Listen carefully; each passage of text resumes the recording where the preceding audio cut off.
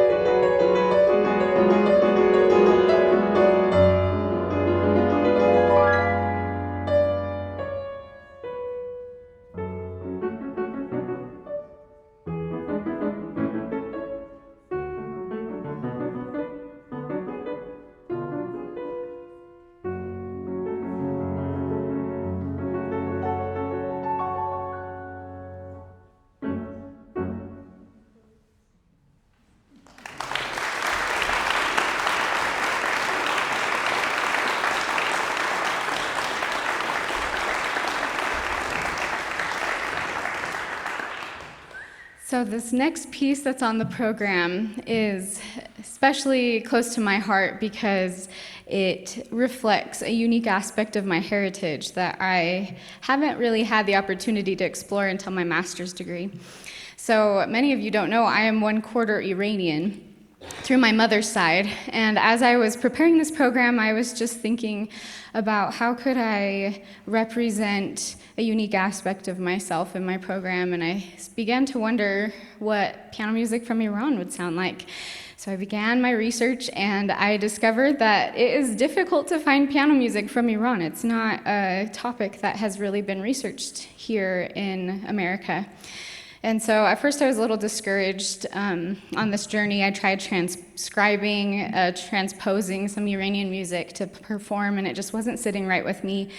And so I really think it was the hand of God that brought me to Afshin Jaberi. I happened upon 2 of his albums on Naxos Music Library, and I listened to his music, and I just thought, this is the most beautiful music that absolutely needs to be in my program.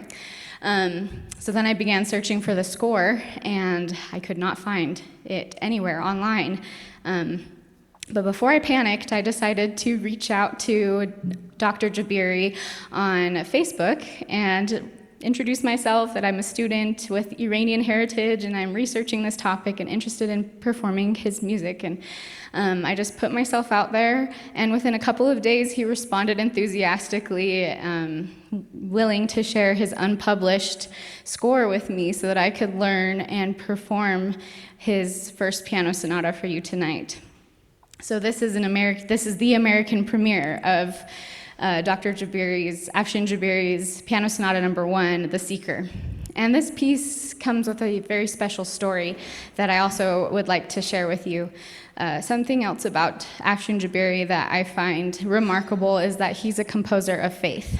And being here at BYU, we have the opportunity to share our faith in everything that we do. Every class we get to pray, we can tie in the gospel and academic conversation. Where Afshin Jaberi is from, he doesn't have the freedom to share his faith. He's part of the Baha'i faith. And despite these setbacks, he still had the courage to compose and dedicate each one of his pieces to a major figure of his faith. And I really admire him for this. Because of this, he hasn't been able to receive wide recognition for the pieces that he's composed in the Middle East.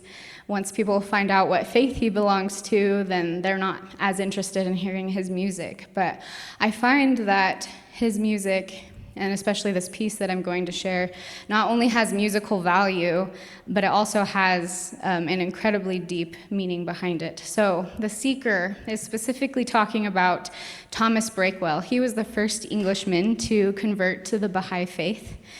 And his story is remarkable because he left his family in America, and he traveled to Europe on vacation, but really for search for the truth. And it was in France that he came across Baha'ist, and he decided to convert. And so the first movement of this sonata depicts that search for truth. And you can hear this.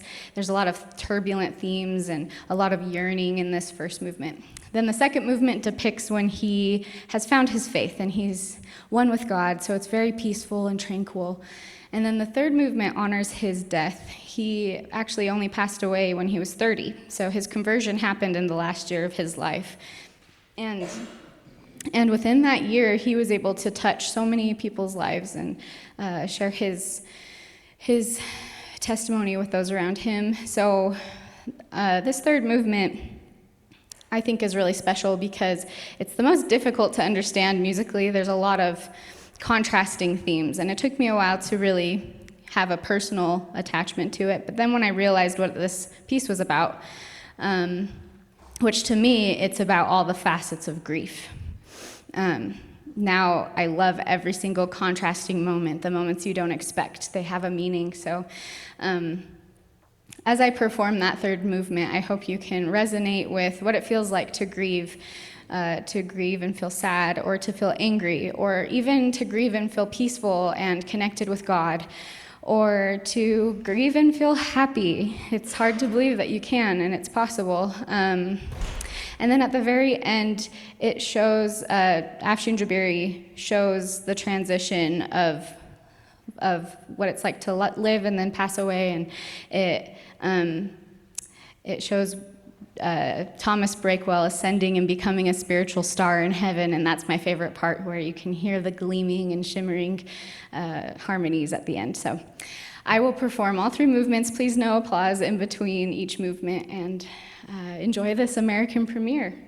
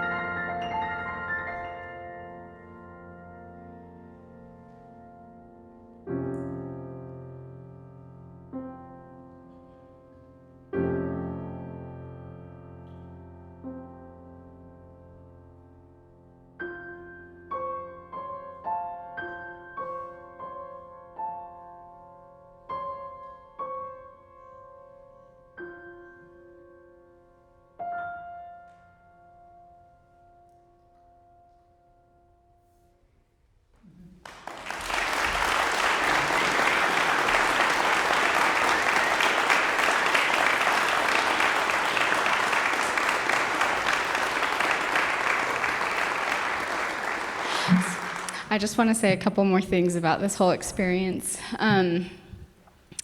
First of all, thank you. Thank you for being here and being a part of this experience with me.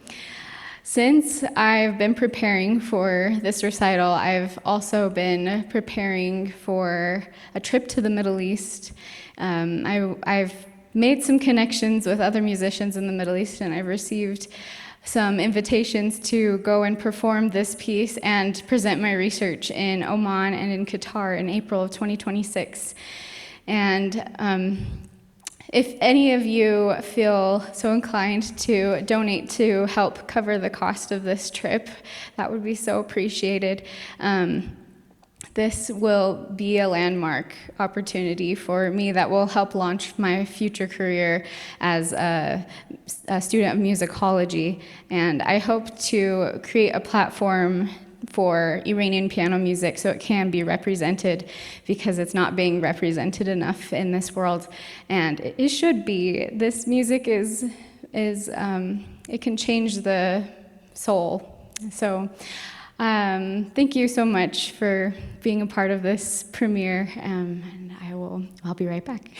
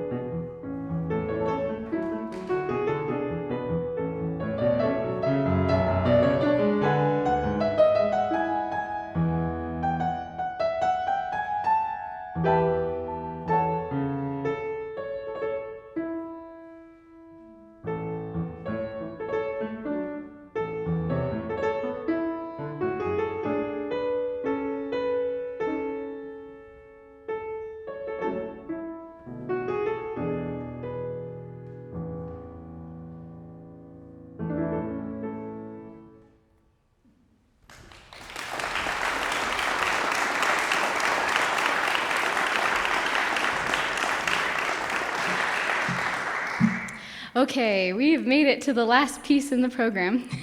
So this last piece is special because my mother played this when she was a young concert pianist. And of all the people in my life who have supported me, she's been the one that's front row every time, and she has encouraged me to practice for as long as I can remember. And she always told me that if I